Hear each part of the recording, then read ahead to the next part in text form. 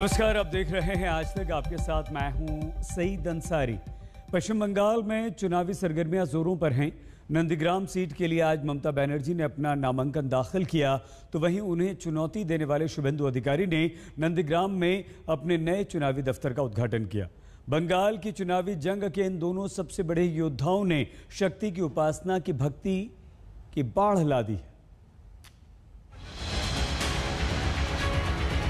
नंदीग्राम के एक छोर पर आज शिव की आराधना में ममता बनर्जी लीन थी, तो दूसरे छोर पर शुभेंदु अधिकारी के नए दफ्तर में भारत माता की आरती उतारी जा रही थी। बंगाल के चुनाव में भक्ति के बल पर शक्ति का वरदान पाने की होड़ लगी है और नंदीग्राम इस चुनावी उपासना की बाढ़ में डूब चला है। शुभेंदु अधिकारी का नामांकन 12 मार्च को है, लेकिन आज उन्हें नंदीग्राम में अपने चुनावी दफ्तर का उद्घाटन करना था। इससे पहले वो बजरंगबली की शरण में गए और फिर अपने काफिले के साथ दफ्तर के लिए पैदल निकल पड़े। पदयात्रा कर रहे हैं बीजेपी के कार्यकर्ताओं की इसमें मौजूदगी है।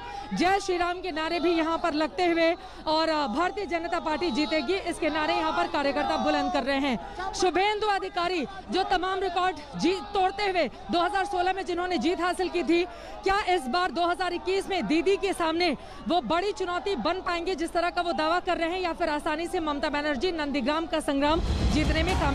बीजेपी की सियासी घेराबंदी ने भले ही ममता को हिंदुत्व कार्ड चलने पर मजबूर कर दिया हो, लेकिन शुभेंदु अधिकारी जानते हैं कि अगर ये कार्ड चल गया तो उनके लिए मुश्किल हो सकती है। लिहाजा ममता के सनातन संस्कृति प्रेम और हिंदुत्व के सबूत को झूठा बताना उनकी आज की प्राथमिकता में सबसे पहले नंबर पर था। समर्थकों के बीच शुभेंदु ने प्रेम दर प्रेम ममता के चंडी पाठ की विवेचना कर डाली। यही वीडियो क्लिप बीजेपी के आईटी सेल ने सोशल मीडिया पर पहले से वायरल कर रखी है, जिसमें ये साबित करने की कोशिश की गई है कि ममता का चंडी पाठ न तो शुद्ध था न सही।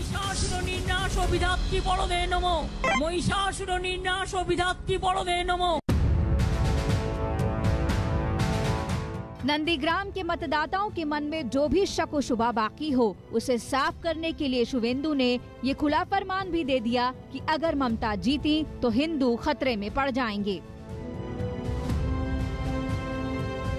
वेस्ट बंगाल से मोदी जी का नेतृत्व में टीएमसी को जनता ने उखाड़ फेंकेगा और भाजपा की नेतृत्व में एक मजबूत सरकार आएगी, डबल इंजन सरकार।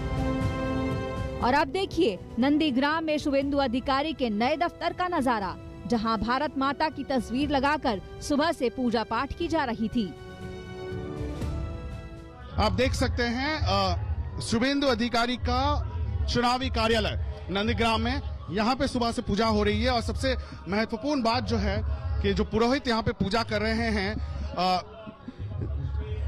भारत माता की पूजा हो रही है। आप देख सकते हैं किस तरह से भारत माता का एक इमेज, एक रूप, प्रतिरूप यहाँ पे रखा गया है और उसी का पूजा यहाँ पे सुबह से हो रहा है।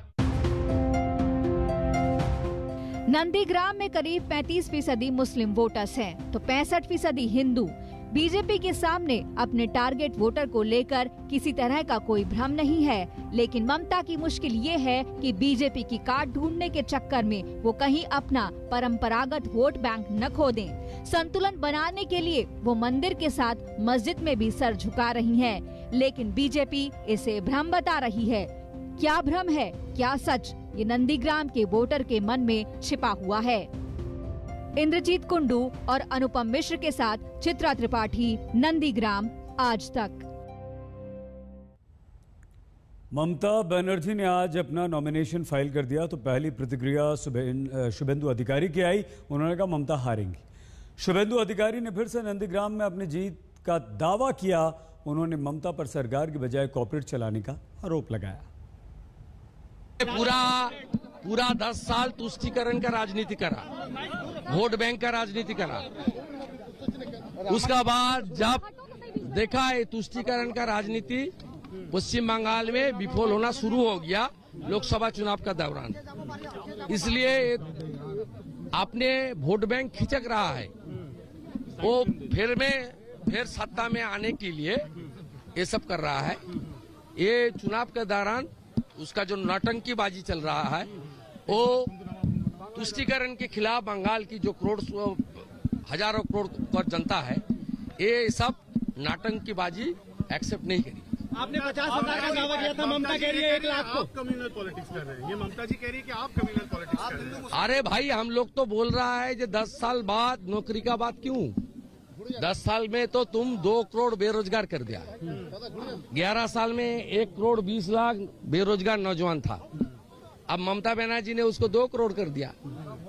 ममता बनर्जी का टाइम में 2 लाख रुपया कर्जा था बंगाल का, फर्स्ट जब शुरुआत की।